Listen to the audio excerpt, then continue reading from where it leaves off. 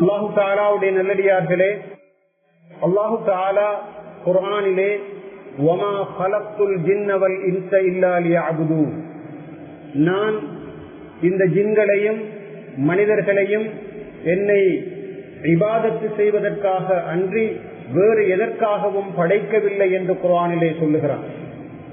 இபாதத்து செய்வதற்காக வேண்டி மட்டுமே இந்த ஜின்களையும் மனிதர்களையும் படைத்ததாக அவன் சொல்லுகிறான். அப்படியாக இருந்தால் எங்களுடைய வாழ்க்கையின் எல்லா செயல்பாடுகளும் இபாதத்துக்களாக அமைய வேண்டுமாக இருந்தால் முதலாவதாக நாங்கள் செய்கின்ற அந்த காரியம் அல்லாஹு தஆலாவால் அங்கீகரிக்கப்பட்ட காரியமாக இருக்க வேண்டும். அது அவனுடைய கட்டளையாக இருக்க வேண்டும். இரண்டாவதாக நாங்கள் செய்கின்ற அந்த காரியத்தின் பொழுது அல்லாஹு தஆலாவுடைய கூலியை நாங்கள் எதிர்பார்க்க வேண்டும். நாங்கள் வியாபாரம் செய்யலாம், குடும்பம் நடத்தலாம், நாங்கள் கல்வி கற்கலாம், எதுவாக இருந்தாலும் அது இஸ்லாத்தில் அனுமதிக்கப்பட்டதா, அது ஹலாலானதா என்று பார்க்க வேண்டும். அது இபாதத்தினுடைய முதலாவது அந்த கண்டிஷனாக நிபந்தனையாக இருக்கிறது. இரண்டாவதாக நாங்கள் செய்கின்ற அந்த நற்காரியத்தை அல்லாஹு தஆலாவுடைய திருப்தியை எதிர்பார்த்து நாங்கள் செய்ய வேண்டும். உலகத்து மனிதர்களுடைய திருப்தியை எதிர்பார்த்து அவர்களுடைய புகழ்ச்சியை எதிர்பார்த்து நாங்கள் செய்தால் அது இபாதத்தாக மாட்டாது. அல்லாஹ்வுடைய நல்லடியார்களே, இபாதத் என்றால் வணக்க வழிபாடுகள் என்று மாத்திரம் கருத்து அல்ல. தொழுவதும் இபாதத்து தான், நோன்பு பிடிப்பதும் இபாதத்து தான், ஹஜ் செய்வதும் இபாதத்து தான், வியாபாரம் கொடுக்கல் வாங்கல் செய்வதும் இபாதத்து தான். குடும்பத்தை அல்லாஹு தஆலாவும் ரசூல் ஸல்லல்லாஹு அலைஹி வஸல்லம் அவர்களும் சொன்னது பிரகாரம் நாங்கள் வாழ்ந்து வந்தால் அதுவும் இபாதத்து தான். நாங்கள் எந்த ஒரு கல்வியை கற்கின்றோம், கற்கின்ற சந்தர்ப்பத்திலே அது ஹலாலான கல்வியாக இருக்கிறது, மனித சமுதாயத்துக்கு பிரயோசனமான கல்வியாக இருக்கிறது என்றால் அதுவும் நீயத்தை பொறுத்து, இஹ்லாஸை பொறுத்து இபாதத்தாக மாறுகிறது. அல்லாஹ்வுடைய நல்லடியார்களே, எனவே நாங்கள் கண் விழித்ததிலிருந்து தூக்கத்துக்கு செல்லுகின்ற வரைக்கும் என்ன என்ன காரியங்களில் ஈடுபடுகின்றோமோ அந்த எல்லா காரியங்களையும் இபாதத்தாக மாற்றுகின்றோமா என்று பரீட்சிப்பதற்காக வேண்டித்தான் என்ற நோக்கத்தோடுதான் அல்லாஹு தஆலா எங்களை இந்த உலகத்திலே படைத்திருக்கிறான். இபாதத்து செய்வதற்காக வேண்டி அல்லாமல் வேறு எதற்கும் படைக்கவில்லை என்று அல்லாஹ் குர்ஆனிலே சொல்லுகின்றானே, அந்த இபாதத்து என்றால் எங்களுடைய தொழுகை, நோன்பு, திக்ரு, திலாவத்துல் குர்ஆன் மாத்திரமல்ல, எங்களுடைய வாழ்க்கையில் நாங்கள் செய்கின்ற எல்லா காரியங்களும் இபாதத்து தான். அந்த இபாதத்தாக மாற்றுவதாக இருந்தால் மீண்டும் சொல்லுகின்றோம், அந்த காரியம் இஸ்லாத்திலே அனுமதிக்கப்பட்டதாக இருக்க வேண்டும். உதாரணமாக ஒருவன் வட்டி வாங்குகின்றான், வட்டி கொடுக்கின்றான் என்றால் அது இபாதத்து அல்ல, அது ஹராமாக்கப்பட்டிருக்கிறது. ஒரு மனிதன் தன்னுடைய பாலியல் ஆசையை பிழையான முறையிலே தீர்த்து கொள்கின்றான் என்றால் அது இபாதத்து அல்ல, அது ஹராம். அவன் திருமணத்தின் ஊடாக அதனை தீர்த்து கொள்கின்றான் என்றால் நிச்சயமாக அது ஒரு இபாதத்தாக மாறுகிறது. அல்லாஹ்வுடைய நல்லடியார்களே, ஒருமுறை ரசூலுல்லாஹி ஸல்லல்லாஹு அலைஹி வஸல்லம் அவர்கள் சொல்லுகிறார்கள், நீங்கள் உங்களுடைய மனைவியரோடு பாலியல் உறவு வைத்துக் கொள்வதும் கூட இபாதத்து தான் என்று. அல்லாஹ்வுடைய நல்லடியார்களே, ரசூலுல்லாஹி ஸல்லல்லாஹு அலைஹி வஸல்லம் அவர்கள் சொல்லுகிறார்கள், ஒருவர் ஹலாலான முறையிலே தன்னுடைய மனைவியோடு ஒன்று கூடுவதும் கூட இபாதத்து தான் என்று சொன்னார்கள். வஃபீ புத்இ அஹதிக்கும் ஸதகா. அப்போது சஹாபாக்கள் கேட்கிறார்கள், யா ரசூலல்லாஹ், இது ஒரு மனிதனுடைய ஆசையை தீர்த்து கொள்கின்ற ஒரு விஷயமாக இருக்கிறது, அப்படி இருக்கின்ற பொழுது அது எப்படி இபாதத்தாக மாறும் என்று கேட்கிறார்கள். அதற்கு ஸல்லல்லாஹு அலைஹி வஸல்லம் அவர்கள் சொல்லுகிறார்கள், தனது அந்த ஆசையை ஒரு மனிதன் பிழையான முறையிலே தீர்த்து கொள்வானாக இருந்தால் அது ஹராமாக அமையுமா இல்லையா என்று கேட்கிறார்கள். அப்படியாக இருந்தால் அல்லாஹு தஆலா அனுமதித்த முறையிலே அதனை அவன் தீர்த்து கொள்ளுகின்ற பொழுது நிச்சயமாக அது இபாதத்தாக அல்லாஹ்விடத்திலே கூலியை பெற்று தரக்கூடியதாக இருக்கும் என்ற கருத்தை ரசூலுல்லாஹி ஸல்லல்லாஹு அலைஹி வஸல்லம் அவர்கள் சொல்லுகிறார்கள். அல்லாஹ்வுடைய நல்லடியார்களே, அத்தாஜிரு ஸதூக் அல் அமீன், உண்மை பேசக்கூடிய நம்பிக்கை நாணயமான வியாபாரி நாளை மறுமையிலே நபிமார்களோடு இருப்பார் என்று ஏன் ஸல்லல்லாஹு அலைஹி வஸல்லம் அவர்கள் சொன்னார்கள் என்றால் அவர் தன்னுடைய வியாபாரத்தை ஹலாலாக்கி கொண்டது மாத்திரமல்ல, நம்பிக்கை நாணயமாகவும் அல்லாஹ்விடத்திலே கூலியை எதிர்பார்த்தும் அந்த வியாபாரத்தை அவர் செய்கிறார். எனவேதான் அது இபாதத்தாக மாறுகிறது. எங்களுடைய அன்றாட ஒரு நடவடிக்கையை நாங்கள் இபாதத்தாக மாற்றிக்கொள்ள முடியும். ஒருவர் பாராளுமன்ற உறுப்பினராக இருக்கிறார் என்று வைத்துக் கொள்வோம். அடிப்படையில் அது ஒரு துனியாவுடைய விஷயமாகத்தான் எங்களுக்கு தெரியும். ஆனால் அவருடைய நோக்கம் சமூக சேவை, அவருடைய நோக்கம் மக்களுடைய வாழ்க்கையிலிருந்து தீமைகளை இல்லாமலாக்க வேண்டும், நல்லவர்களை வாழ வைக்க வேண்டும், சத்தியத்திற்காக வேண்டி குரல் கொடுக்க வேண்டும் என்ற நோக்கமாக அது இருக்குமாக இருந்தால், அவர் பாராளுமன்றத்தில் இருந்தாலும் அவர் ஒரு இபாதத்தை தான் செய்கிறார் என்ற உண்மையை நாங்கள் விளங்கிக் கொள்ள வேண்டும். அல்லாஹ்வுடைய நல்லடியார்களே, நாங்கள் என்ன விஷயத்தை சொல்ல வருகிறோம் என்றால், எங்களுடைய வாழ்க்கையில் இடம்பெறக்கூடிய மிக முக்கியமான ஒரு விஷயத்தை பற்றி இன்று ஞாபகப்படுத்த விரும்புகிறோம். அதுதான் எங்களுடைய பிள்ளைகளை நாங்கள் வளர்ப்பது. பிள்ளைகளை வளர்ப்பதும் ஒரு இபாதத்து தான். ரசூல் ஸல்லல்லாஹு அலைஹி வஸல்லம் அவர்கள் மனிதனுடைய அந்த பாலியல் ஆசையை தீர்த்து கொள்வதை பற்றி சொன்னார்களே, மனிதன் தன்னுடைய பாலியல் ஆசையை தன்னுடைய ஹலாலான மனைவியோடு தீர்த்து கொள்ளுகின்ற பொழுது அதுவும் அல்லாஹ்விடத்திலே கூலியை பெற்றுத்தரும் என்று சொன்னார்களே. எனவே ஒருவன் தன்னுடைய அந்த ஆசையை தீர்த்து கொள்கின்ற சந்தர்ப்பத்திலே நியத்து வைக்க வேண்டும், யா அல்லாஹ், நான் இந்த விஷயத்திலே ஈடுபடுவது என்னுடைய ஆசையை தீர்த்து கொள்வதற்கு மாத்திரமல்ல, நான் ஒரு ஹலாலான காரியத்திலே ஈடுபடுகின்றேன், நான் நல்ல ஹலாலான சந்ததிகளை பெற்றுக் கொள்வதற்காக வேண்டி இதிலே ஈடுபடுகின்றேன் என்று நியத்து வைத்தால் அது அவனுக்கு அஜ்ரும், அவனுக்கு கூலி இருக்கிறது என்ற கருத்தை ஸல்லல்லாஹு அலைஹி வஸல்லம் அவர்கள் சொன்னார்களே.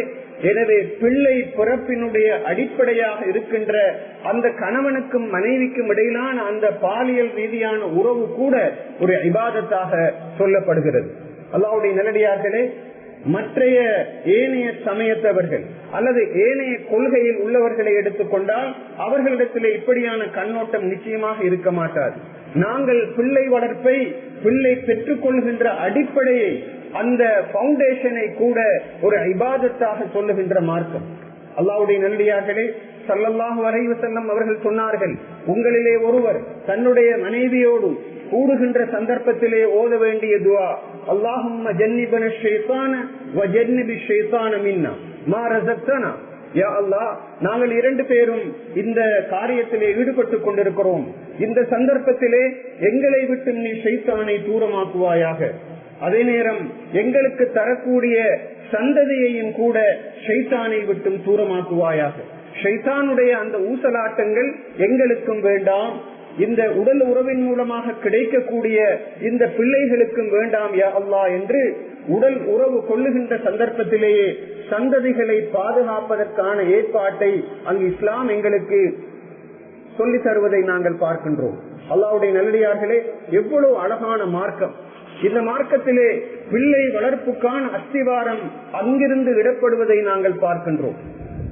அல்லாஹ்வுடைய நல்லடியார்களே, நாங்கள் ஏன் இந்த பீடிகையை சொன்னோம் என்றால், ஏன் இப்படிப்பட்ட ஒரு முன்னுரையை சொன்னோம் என்றால், இந்த பிள்ளை வளர்ப்பு என்பது நவீன காலத்திலே ஒரு பிரச்சனைக்குரியதாக மாறி இருக்கிறது.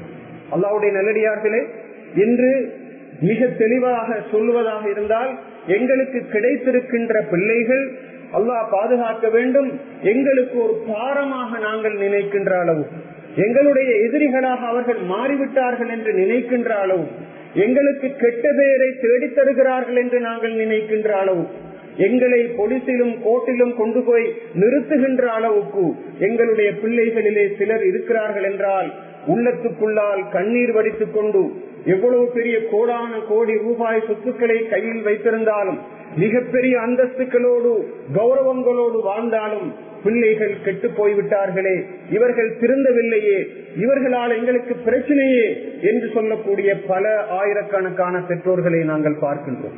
அல்லாஹ்வுடைய நல்லடியார்களே, கோடிக்கணக்கான ரூபாய் சிலரிடத்திலே கையிலே பணம் இருக்கிறது, ஆனாலும் அவர்களுடைய பிரச்சனை அவர்களுடைய வீட்டுக்குள் இருக்கிறது. அவர்களுடைய மகன், அவர்களுடைய மகள் போதை வஸ்துக்கு அடிமையாகிய சூழ்நிலையை நாங்கள் பார்க்கின்றோம். அவர்களுடைய மகன், மகள் மிக மோசமான சிந்தனைகளால், கருத்துக்களால் பாதிக்கப்பட்டிருக்கின்ற சூழ்நிலையை நாங்கள் பார்க்கின்றோம். தாயையும் தகப்பனையும் கொண்டு போய் எல்டர்ஸ் ஹோம் எனப்படக்கூடிய இந்த வயோதிபர் மடங்களிலே தள்ளக்கூடிய பல பிள்ளைகளை நாங்கள் பார்க்கின்றோம். இலங்கையில் இருக்கின்ற எல்டர்ஸ் ஹோமிலே இருக்கின்ற மிக பெரும்பாலான எல்டர்ஸ் யார் என்பதை அண்மை காலத்து ஆய்வுகள் சொல்லிக் கொண்டிருக்கின்றன. அப்படிப்பட்ட எல்டர்ஸ்கள் யார் என்றால் அவர்களுடைய பிள்ளைகள் ப்ரொஃபஷனல் டாக்டர்ஸ், லாயர்ஸ், என்ஜினியர்ஸ், இப்படிப்பட்டவர்களுடைய பிள்ளைகள் தான், இப்படிப்பட்டவர்களுடைய தாய் தகப்பன் தான் மிக அதிகமாக இந்த எல்டர்ஸ் ஹோமிலே இருப்பதாக அண்டை காலத்து இலங்கையின் ஆய்வுகள் சொல்லிக் கொண்டிருக்கின்றன. அல்லாஹ்வுடைய நல்லடியார்களே, இவர் மிக படித்தவராக மாறியிருப்பார், மிகப்பெரிய பணக்காரனாக மாறியிருப்பார், ஒரு பெரிய ஒரு படிப்பாளியாக எத்தனையோ பட்டங்களை முன்னாலும் பின்னாலும் சுமந்தவராக இருப்பார். ஆனால் தன்னை பெற்றெடுத்த பெற்றோரை கொண்டு போய் அவர்களுடைய வயோதிப காலத்திலே அவர்களை இந்த வயோதிபர் மடங்களிலே தள்ளக்கூடியவர்களாக பிள்ளைகள் மாறி இருக்கிறார்கள் என்றால் அதற்குரிய காரணம் என்ன? போதை வஸ்துக்களுக்கு அடிமையானவர்களாக பிள்ளைகள் மாறி இருக்கிறார்கள் என்றால் அதற்குரிய காரணம் என்ன? அல்லாஹ்வுடைய நல்லடியார்களே, அண்மையிலே இலங்கையிலே மேற்கொள்ளப்பட்ட இன்னும் ஒரு ஆய்வின்படி இந்த நாட்டிலே இருக்கின்ற 90% இந்த பிரிசனர்ஸ், அதாவது கைதிகள், இந்த சிறையிலே இருக்கின்ற 90% சிறு வயசிலே சிறு பிள்ளைகளாக அவர்கள் இருக்கின்ற சந்தர்ப்பத்திலே அவர்கள் அபியூஸ் பண்ணப்பட்டவர்கள், சிறுவர் துஷ்பிரயோகத்துக்கு உள்ளாக்கப்பட்டவர்கள் தான் பெரும்பாலும் இலங்கையில் இருக்கின்ற சிறைகளிலே இருக்கின்ற 90% கைதிகள் என்று ஆய்வுகள் சொல்லிக் கொண்டிருக்கின்றன. அல்லாஹ்வுடைய நல்லடியார்களே, சிறுவர்களாக எமது பிள்ளைகள் இருக்கின்ற பொழுது இவர்கள் ஏன் இப்படியான ஒரு நிலைக்கு தள்ளப்படுகிறார்கள்? ஏன் அவர்கள் அபியூஸ் பண்ணப்படுகிறார்கள்? செக்ஷுவலி அபியூஸ் பண்ணப்படுகிறார்கள், இமோஷனலி அவர்கள் அபியூஸ் பண்ணப்படுகிறார்கள், பிசிக்கலி அவர்கள் அபியூஸ் பண்ணப்படுகிறார்கள், அவர்கள் புல்லிங்க்கு உட்படுகிறார்கள், மற்ற சிறுவர்களால் அவர்கள் தாக்கப்படுகிறார்கள்.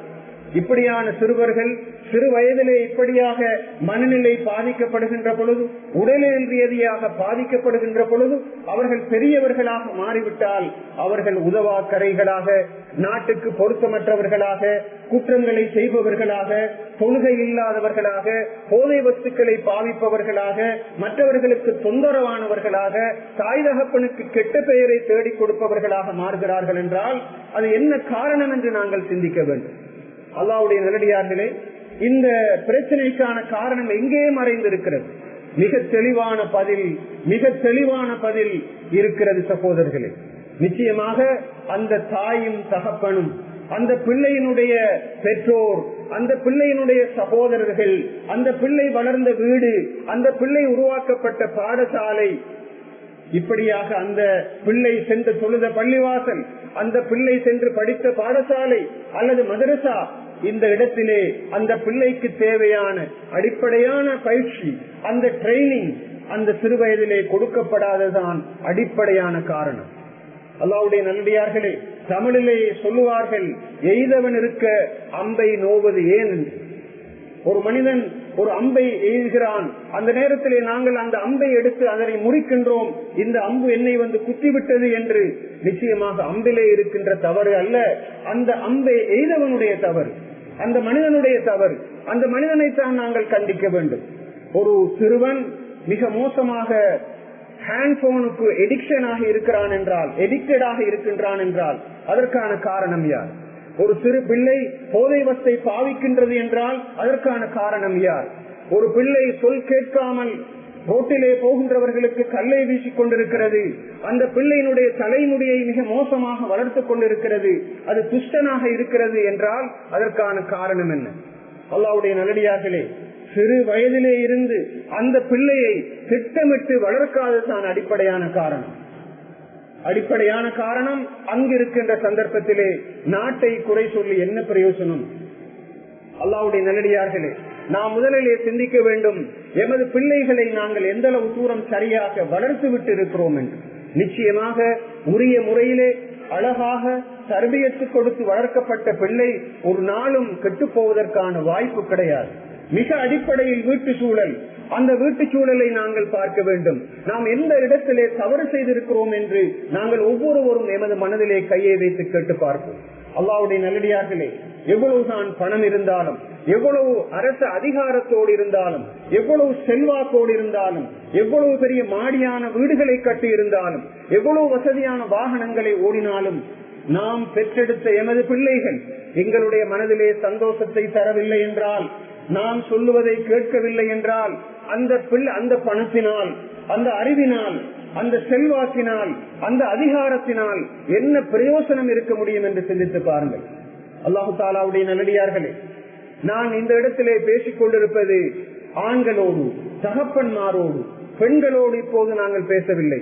மதஹூடை பற்றி நான் பேசவில்லை. நான் பேசுவது ஃபாதர்ஹூடை பற்றி. ஃபாதர்ஹூட் என்றால் என்ன?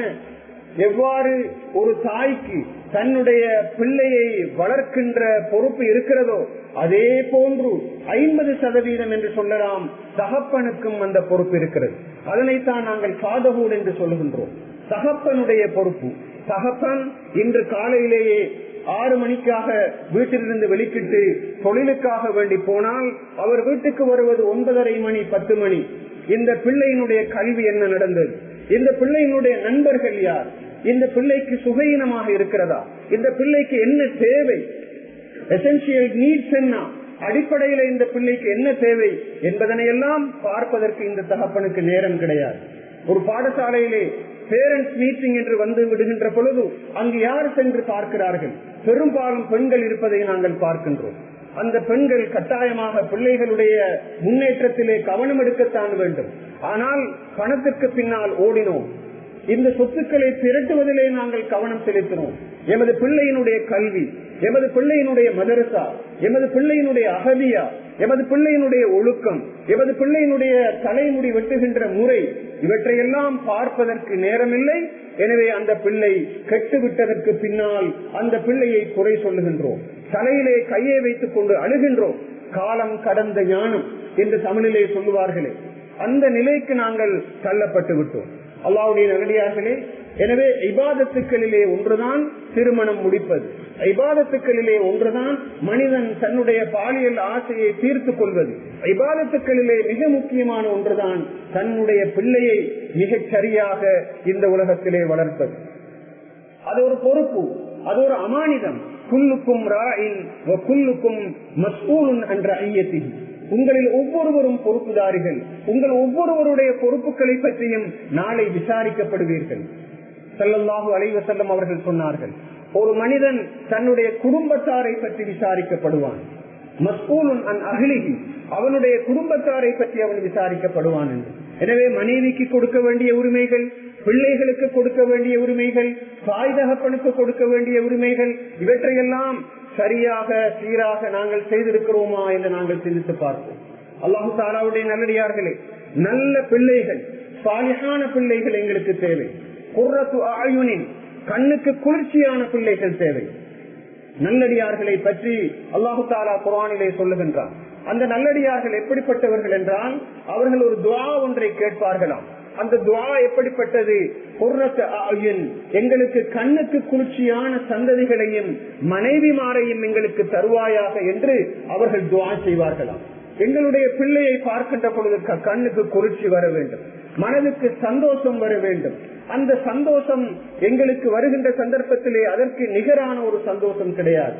பாடசாலையிலே எமது பிள்ளை நல்ல மார்க்ஸ் எடுக்க வேண்டும். பாடசாலையிலே அங்கிருக்கின்ற எக்ஸ்ட்ரா கரிக்குலர் ஆக்டிவிட்டிஸ்ல எங்களுடைய பிள்ளை பங்கெடுக்க வேண்டும். எங்களுடைய பிள்ளையை பற்றி டீச்சரும், எங்களுடைய பக்கத்து வீட்டாரும், எங்களுடைய நண்பர்களும், எங்களுடைய சொந்தக்காரர்களும் நல்ல பிள்ளை என்று சொல்ல வேண்டும், அடக்கமான பிள்ளை என்று சொல்ல வேண்டும், பணிவான பிள்ளை என்று சொல்ல வேண்டும், சுத்தமான பிள்ளை என்று சொல்ல வேண்டும், இபாதத்துக்களிலே கவனமான பிள்ளை என்று சொல்ல வேண்டும். அந்த பேச்சை கேட்கின்ற பொழுது எங்களுக்கு சந்தோஷம் வர வேண்டும். அதுதான் கண் குளிர்ச்சி என்பது. எனவே அந்த துஆவை நாங்கள் கேட்க வேண்டும். கேட்பது மாத்திரமல்ல, எமது பிள்ளைகளை கண்ணுக்கு குளிர்ச்சியானவர்களாக மாற்றுவதற்கு நாங்கள் பழகிக் கொள்ள வேண்டும். அல்லாஹ்வுடைய நல்லடியார்களே, அந்த துஆவை நாங்கள் கேட்கின்றோம் தொழுகையிலே. ஆனால் அந்த துஆவை கேட்கின்ற சந்தர்ப்பத்திலே அந்த துஆவை கேட்பதற்கு ஏற்ப எங்களுடைய நடவடிக்கைகளை நாங்கள் மாற்றினோமா? அது முக்கியமான ஒரு கேள்வி. அந்த பிள்ளைகளை நாங்கள் பெற்றெடுப்பதற்கு முன்னால் இருந்ததற்கான திட்டமிடல் கட்டாயமாக தேவை. இஸ்லாத்தை பொறுத்தவரையிலே பெரியார்களே, சகோதரர்களே, இந்த நல்ல பிள்ளைகளை, சாலிஹான பிள்ளைகளை நாங்கள் காண வேண்டுமாக இருந்தால் அதனுடைய ஃபர்ஸ்ட் ஸ்டெப் என்னவென்றால் நல்ல மனைவியை ஒரு கணவன் தெரிவு செய்ய வேண்டும். திருமணம் முடிப்பதற்கு முன்னால் இருந்து சாலிஹான குழந்தைகளுக்கான பிளானிங் இருந்து வருகிறது. நல்ல மனைவியை தெரிவு செய்ய வேண்டும். ஒரு பெண் நல்லதொரு கணவனை தெரிவு செய்ய வேண்டும். தொழாத, போதை வஸ்துக்களை பாவிக்கின்ற, அரைகுறையாக ஆடைகளை உடுத்துக்கொண்டு பாதையிலே நடமாடக்கூடிய, பொய் பேசக்கூடிய ஒரு மனைவியை ஒருவன் அழகுக்காக, பணத்துக்காக வேண்டி என்று மாத்திரம் தெரிவு செய்வானாக இருந்தால் அந்த மனைவிக்கு கிடைக்கக்கூடிய பிள்ளைகள் சாலிஹானவர்களாக, அல்லாஹ்வுக்கு பொருத்தமானவர்களாக இருக்க மாட்டார்கள். ஒரு சாலிஹான ஒரு பெண் மிக மோசமான ஒரு கணவனை தெரிவு செய்கின்றாள் என்று வைத்துக் கொள்வோம். அந்த கணவன் மிக மோசமானவனாக இருக்கிறான். அவன் பண்பாடு கெட்டவன், கெட்ட நடத்தை உள்ளவன், அவன் உழைப்பிலே ஹராத்தை கலந்து கொண்டிருக்கின்றான், எந்த நேரமும் சண்டை பிடிக்கின்றான் என்று வைத்துக் கொள்வோம். அப்படியான கணவனுக்கும் மனைவிக்கும் பிறக்கின்ற பிள்ளைகளை சாலிஹானவர்களாக எதிர்பார்க்க முடியாது. அல்லாஹ்வுடைய நல்லடியார்களே, நாம் ஒவ்வொருவரும் சிந்தித்து பார்ப்போம். நாம் எந்த இடத்திலே தவறு விட்டிருக்கின்றோம்? நாம் எமது வாழ்க்கை துணையை தெரிவு செய்கின்ற சந்தர்ப்பத்திலே நாம் மிக கவனமாக நடந்து கொள்ளாத போது அது எங்களுடைய சந்ததிகளுடைய அந்த வாழ்க்கையை பாதிக்கிறது. எனவேதான் நல்ல சாலிஹான துணைகளை தேட வேண்டும் என்று இஸ்லாம் சொல்லுகிறது. இரண்டாவதாக, அந்த உடலுறவின் பொழுது அதனை ஒரு இபாதத்தாக நினைக்க வேண்டும். அந்த துஆவை ஓதிக்கொள்ள வேண்டும். நல்ல நியத்து தேவைப்படுகிறது. குழந்தை கருவிலே இருக்கின்ற பொழுது ரப்பனா ஹப்லனா மின் அஸ்வாஜினா வ துர்ரியாத்தினா குர்ரத அயுன் துஆ செய்ய வேண்டும். யா அல்லாஹ், என்னுடைய மனைவியினுடைய வயிற்றிலே வளரக்கூடிய இந்த குழந்தை இருக்கிறது, அந்த குழந்தையை சாலிஹான பிள்ளையாக நீ தா என்று கேட்க வேண்டும். தஹஜ்ஜுதிலே கேட்க வேண்டும். தாயினுடைய வயிற்றிலே குழந்தை கருவிலே வளர்கின்ற பொழுது அந்த தாய் 5 வேளை தொழுகையை உரிய நேரத்தில் நிறைவேற்றுபவராக, தகப்பன் நிறைவேற்றுபவராக இருக்க வேண்டும். அந்த 2 பேருக்கும் இடையிலான உறவு பசுமையானதாக, அழகானதாக இருக்க வேண்டும். நிறைய பிள்ளைகள் அபியூஸ் பண்ணப்படுறது அல்லது நிறைய பிள்ளைகள் மோசமாக வருவதற்கு அடிப்படையான காரணம் என்னவென்றால் இந்த புரோக்கன் ஃபேமிலி. தாய்க்கும் தகப்பனுக்கு இடையிலே நல்லுறவு கிடையாது. கருவிலே இருக்கின்ற பிள்ளை கூட தாய் தகப்பனுடைய சண்டையை கேட்டுக் கொண்டிருக்கிறது என்பதை நவீன விஞ்ஞானம், நவீன சுகாதார அறிவு சொல்லிக் கொண்டிருக்கிறது. அல்லாஹ்வுடைய நல்லடியார்களே, கருவிலே பிள்ளை வளர்ந்து கொண்டிருக்கின்ற பொழுது குர்ஆன் சத்தம் கேட்க வேண்டும். தாயும் தகப்பனும் நல்ல உரையாடலை செய்ய வேண்டும். அந்த 2 பேரும் நல்ல முறையிலே தங்களுடைய வாழ்க்கையை அமைத்துக் கொள்கின்ற பொழுது கருவிலே இருக்கின்ற அந்த குழந்தை சீராக வளர்வதற்கான வாய்ப்பு இருக்கிறது. நானும் நீங்களும் சிந்தித்து பார்ப்போம். கருவிலே எமது மனைவியினுடைய வயிற்றிலே குழந்தைகள் வளர்கின்ற பொழுது நாம் எந்த அளவு தூரம் எமது மனைவியை சந்தோஷமாக வைத்திருந்தோம், எந்த அளவு தூரம் அந்த பெண் சாலிஹான பெண்ணாக இருந்தால், எந்த அளவு தூரம் நாங்கள் அந்த பெண்ணுடைய வயிற்றை பிடித்து விக்ரு செய்து அதனை நாங்கள் ஊதி இருப்போம். இதனை நாங்கள் சிந்தித்து பார்க்க வேண்டும். பிள்ளை கிடைத்தவுடன் கடமை இருக்கிறது. காதிலே பாங்கு சொல்லி ஊத வேண்டும் என்று இஸ்லாம் எங்களுக்கு சொல்லுகிறது. அந்த பிள்ளைக்கு நல்ல அழகான பெயரை வைக்க வேண்டும் என்று இஸ்லாம் சொல்லுகிறது. அழகான பெயரை வைக்க வேண்டும். மாத்திரமல்ல, 2 வருஷங்கள் அல் வாலிதாத்து யுர்பிஅன அவுலாதஹுன்ன ஹவுலைனி காமிலைன், 2 வருஷங்கள் அந்த தாய் தன்னுடைய பிள்ளைக்கு அந்த பாலை ஊட்ட வேண்டும். எத்தனை தாய்மார் தங்களுடைய பிள்ளைகளுக்கு பால் ஊட்டுகிறார்கள்? அந்த பாலை விட்டுவிட்டு மிருகங்களுடைய பாலை ஊட்டுவதன் மூலமாக அந்த பிள்ளைகளுக்கு மிருகத்தினுடைய தன்மை வரக்கூடிய வாய்ப்பு இருக்கிறது என்று சொன்னால் அது மிகையாகாது. அல்லாஹ்வுடைய நல்லடியார்களே, 6 மாதத்துக்கு தாய்ப்பாலை தவிர வேறு எதனையுமே கொடுக்க கூடாது என்று மருத்துவமே சொல்லிக் கொண்டிருக்கிறது. அப்படியாக இருந்தால் தங்களுடைய அழகு கெட்டுவிடும் என்ற பல்வேறுபட்ட காரணங்களை சொல்லி எத்தனையோ தாய்மார் பால் கொடுப்பதிலிருந்து அல்லது நாங்கள் வேலைக்கு போகின்றோம் என்றெல்லாம் காரணம் காட்டி பால் கொடுப்பதை தவிர்த்து கொள்கின்ற சூழலை நாங்கள் பார்க்கவில்லையா? அல்லாஹ்வுடைய நல்லடியார்களே, பால் கொடுக்கின்ற சந்தர்ப்பத்திலே அந்த பிள்ளைக்கும் அந்த தாய்க்கும் இடையிலே ஒரு மிகவும் நெருக்கமான உறவு வளர்கிறது. அந்த பிள்ளையை கட்டி அணைத்து முத்தம் கொடுத்து அந்த பிள்ளையை இறுக கட்டி அணைக்கின்ற பொழுது அந்த தாய்க்கும் பிள்ளைக்கும் இடையிலான அந்த ரிலேஷன்ஷிப் மிகவும் பலமானதாக மாறுகிறது. அந்த பிள்ளையை ஒரு பொழுதும் அந்த பிள்ளை தன்னுடைய தாயை மறக்காத ஒரு சூழ்நிலையை நாங்கள் பார்க்கின்றோம். பிள்ளைக்கு அன்பு தேவை, ஆதரவு தேவை. அரவணைப்பு தேவை, தாயினுடைய மடியினுடைய அந்த சூடு தேவைப்படுகிறது. இப்போது பிள்ளைகளை பெற்று விடுகிறார்கள், ஆனாலும் வேலைக்காரியிடம் கொடுத்து பிள்ளைகளை வளர்க்கிறார்கள். இஸ்லாத்திலே சொல்லப்பட்டிருக்கின்ற அடிப்படையான பெண்ணுடைய கடமை பிள்ளை பெறுவது மாத்திரமல்ல, அந்த பிள்ளையை பராமரிக்க வேண்டும். அந்த பிள்ளைக்கு தேவையான எல்லா வகையான பராமரிப்புகளையும் அணுகுமுறைகளையும் அந்த தாய் செய்ய வேண்டி இருக்கிறது. எந்த அளவு செய்யப்படுகிறது? 7வது நாள் அந்த பிள்ளையினுடைய தலையை இறக்கி அந்த பாரத்தின் அளவு, அந்த முடியின் பாரத்தின் அளவுக்கு வெள்ளியை தர்மம் செய்ய வேண்டும் என்று இஸ்லாம் சொல்லுகிறது. 7வது நாள் அகைகா கொடுக்க வேண்டும். ஒரு ஆண் பிள்ளையாக இருந்தால் 2 ஆடுகளும், பெண் பிள்ளையாக இருந்தால் 1 ஆட்டையும் அகைகா கொடுக்க வேண்டும் என்ற அந்த விதிமுறையை நாங்கள் பார்க்கின்றோம். இந்த இடத்திலே நாங்கள் சேலஞ்ச் பண்ணுகிறோம், எந்த மார்க்கத்தில், எந்த சிந்தனையில் இவ்வளவு அழகான வழிமுறைகள் இருக்கிறது? இஸ்லாத்திலே மாத்திரம் தான் இருக்கிறது. பாருங்கள், அகைகா கொடுக்க வேண்டும். அதே போன்று அந்த பிள்ளை பிறந்தவுடன், அதாவது ஒரு நல்ல மனிதர் அந்த இடத்திலே ஈச்சப்பழத்தை மென்று அந்த பிள்ளையினுடைய வாயிலை வைக்க வேண்டும். ஸல்லல்லாஹு அலைஹி வஸல்லம் அவர்கள் அப்படிப்பட்ட ஒரு சுன்னாவை எங்களுக்கு காட்டி தந்திருக்கிறார்கள். பாங்கு காதிலே ஓதப்பட வேண்டும். எவ்வளவு அழகான வழிமுறை! அது மாத்திரமல்ல, அந்த பிள்ளைக்கு தேவையான எல்லா செலவினங்களையும் தாயும் தகப்பனும் சரியாக கொடுக்க வேண்டும். எந்த அளவுக்கு என்றால், குர்ஆனிலே அல்லாஹு தஆலா ஒரு பெண் தலாக்கு சொல்லப்பட்டவளாக இருந்தாலும் அந்த பெண் என்ன காரணத்தை முன்னிட்டும் தன்னுடைய பால் குடிக்கின்ற குழந்தைக்கு பால் கொடுக்காமல் இருக்கக்கூடாது. அந்த தாய் பால் கொடுக்கும் காலமெல்லாம் அந்த தாய்க்கு தேவையான செலவினங்களை அந்த கணவன், தலாக்கு சொன்ன கணவன் கட்டாயம் கொடுக்க வேண்டும் என்று குர்ஆனிலே அல்லாஹ் தஆலா சொல்கிறார். காரணம் என்ன? அந்த பிள்ளைக்கு தேவையான அந்த உணவு, அந்த ஊட்டச்சத்து கிடைக்காமல் இருக்கக்கூடாது, கட்டாயமாக கிடைக்க வேண்டும். ஒரு தடவை ரசூலுல்லாஹி ஸல்லல்லாஹு அலைஹி வஸல்லம் அவர்களுடைய காலத்திலே ஒரு பெண் விபச்சாரம் செய்து விட்டு வருகிறாள். அந்த கருவிலே குழந்தை வளர்ந்து கொண்டிருக்கிறது. ஸல்லல்லாஹு அலைஹி வஸல்லம் அவரிடத்திலே வந்து சொல்லுகிறார், யா ரசூலல்லாஹ், எனக்கு கல்லெறிந்து கொள்ளுகின்ற அந்த தண்டனையை நிறைவேற்றுங்கள் என்று. அந்த நேரத்திலே ஸல்லல்லாஹு அலைஹி வஸல்லம் அவர்கள், இல்லை, நீ உன்னுடைய பிள்ளையை பெற்றெடுத்ததற்கு பின்னால் தான் உனக்கு தண்டனையை நிறைவேற்றுவோம், நீ சென்று வரலாம் என்று அனுப்பி விடுகிறார்கள். பிறகு அந்த பெண் தன்னுடைய குழந்தையை பெற்றெடுத்து விட்டு ஸல்லல்லாஹு அலைஹி வஸல்லம் அவரிடத்திலே வருகிறார். அப்போது ஸல்லல்லாஹு அலைஹி வஸல்லம் அவர்கள் மீண்டும் திருப்பி அனுப்புகிறார்கள், அந்த பிள்ளை பால் மறக்கடிக்கப்படும் வரைக்கும் நீ அந்த பிள்ளையை பராமரித்து விட்டுத்தான் வர வேண்டும் என்று. பால் மறக்கடித்து விட்டு வந்ததற்கு பின்னால் தான் தண்டனையை நிறைவேற்றுகிறார்கள். அருமை சகோதரர்களே, பெரியார்களே, அந்த தாய்க்கு வழங்கப்படுகின்ற தண்டனை அந்த பிள்ளையை பாதிக்க கூடாது. அது ஹராமான முறையில் பெற்றெடுக்கப்பட்ட பிள்ளையாக இருந்தாலும் அதுதான் சட்டம் என்பதை அந்த ஹதீஸிலே நாங்கள் பார்க்கின்றோம். அல்லாஹ்வுடைய நல்லடியார்களே, எவ்வளவு பெரிய பொறுப்பு இருக்கிறது, எவ்வளவு பெரிய கடமை இருக்கிறது. நாம் தொழுது விட்டால் மாத்திரம் போதுமா? நாம் சதகா கொடுத்தால் மாத்திரம் போதுமா? காலையிலே தஹஜ்ஜத் தொழுதால் மாத்திரம் போதுமா?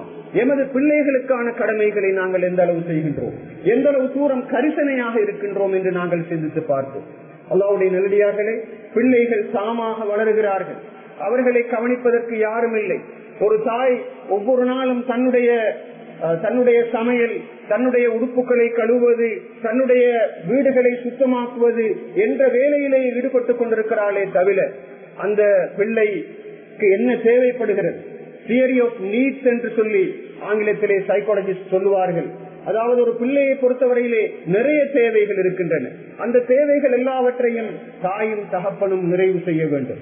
அந்த பிள்ளைக்கு தேவையான மிக முக்கியமான தேவையாக இருப்பது உணவு தேவை, உடை என்பது ஒரு தேவை, அந்த பிள்ளைக்கு இல்லிடம் என்பது ஒரு அடிப்படையான தேவை, அந்த பிள்ளைக்கு தேவையான கல்வி என்பது ஒரு அடிப்படையான தேவை. மாத்திரமல்ல, செக்யூரிட்டி எனப்படுகின்ற பாதுகாப்பு அந்த பிள்ளைக்கு தேவை. இன்று பிள்ளைகளுக்கு பாதையிலே பாதுகாப்பாக போக முடியாத ஒரு துர்ப்பாக்கிய சூழ்நிலை காணப்படுகிறது. அந்த செக்யூரிட்டியை அந்த பிள்ளைகளுக்கு கொடுக்கின்ற பொறுப்பு தகப்பனுக்கு இருக்கிறது. மிக முக்கியமான இன்னொரு தேவைதான் அந்த பிள்ளைகளுக்கு இருக்கின்ற அன்பு தேவை. அல்லாஹ்வுடைய நல்லடியார்களே, நாங்கள் சாப்பாடு கொடுத்து விட்டோம், அவர்களுக்கு தேவையான மருந்தை வாங்கி கொடுத்து விட்டோம், மற்றும் உண்டான தேவைகளை எல்லாம் நிறைவு செய்து விட்டோம் என்றெல்லாம் இருக்கக்கூடாது. சிறியவர்களை பொறுத்தவரையில் அவர்களுக்கு இருக்கின்ற மிகப்பெரிய தேவை அன்பு தேவையாக இருக்கிறது.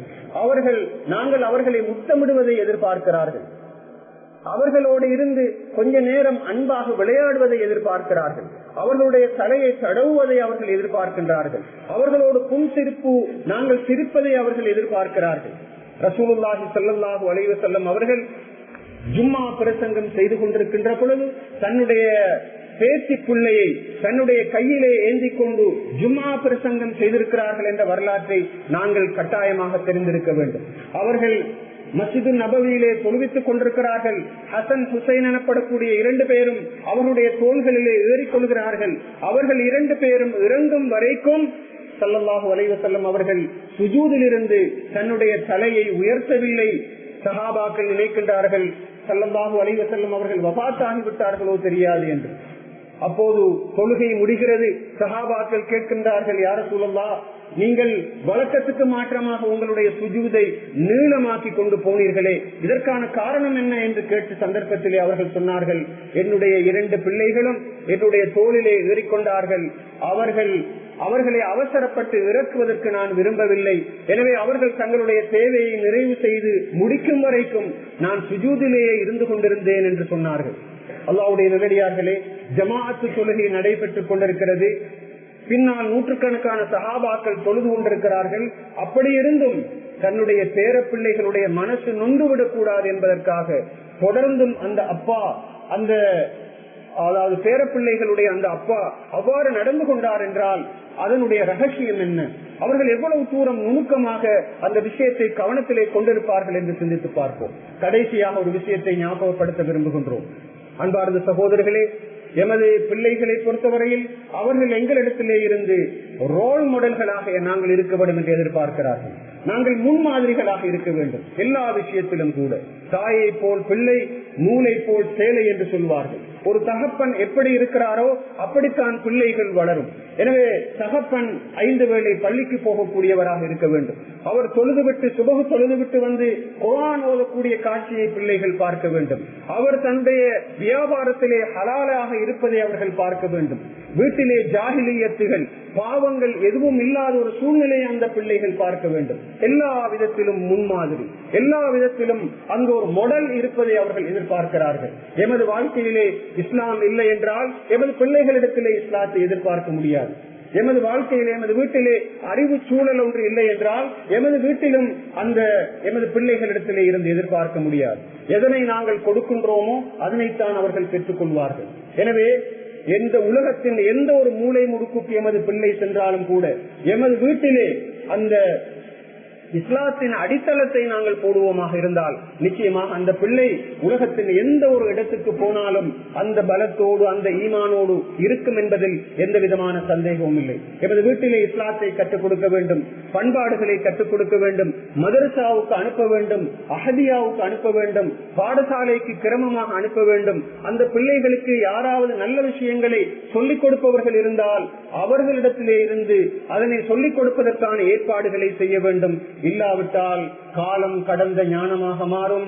அந்த பிள்ளைகள் அபியூஸ் பண்ணப்படுவார்கள், அந்த பிள்ளைகள் கவனிப்பார் இல்லாமல் விடப்படுவார்கள், அந்த பிள்ளைகள் துஷ்டர்களாக பயங்கரவாதிகளாக மாறுவார்கள். எனவே அல்லாஹ் எங்களுடைய பிள்ளைகளை எங்களுடைய கண்ணுக்கு குளிர்ச்சியாக நீ மாற்றுவாயாக. அந்த பிள்ளைகளுக்கு நேரம் ஒதுக்குவதற்கான அந்த நேரத்தை எங்களுக்கு தருவாயாக. அவர்களை சாலிஹானவர்களாக, உனக்கு கட்டுப்படக்கூடியவர்களாக, இந்த உலகத்திலே இருக்கின்ற அனைவருக்கும் பிரயோசனமானவர்களாக, நாளை மறுமையிலே எங்களுக்காக வேண்டி ஷஃபாஅத் செய்யக்கூடியவர்களாக நீ மாற்றுவாய்.